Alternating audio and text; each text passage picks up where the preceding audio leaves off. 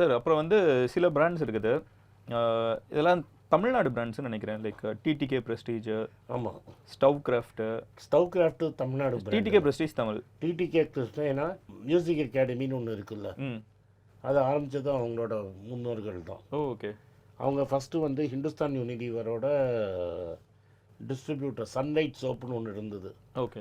அதோட டிஸ்ட்ரிபியூட்டராக தான் வழக்க ஆரம்பித்தாங்க. ம் ம் அவங்க ஒரு மேப் கம்பெனி, ஒரு காண்டம் கம்பெனியெலாம் இருந்தது.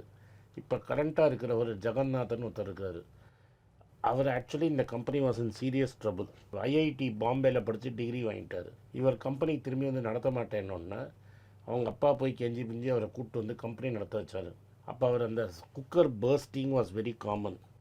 So he made an innovation to safety valve to make sure that cookers will not burst. அது பேட்டர்ன் பண்ணார். அப்போ கன்சிடர் பண்ண ஸ்டாக் அது.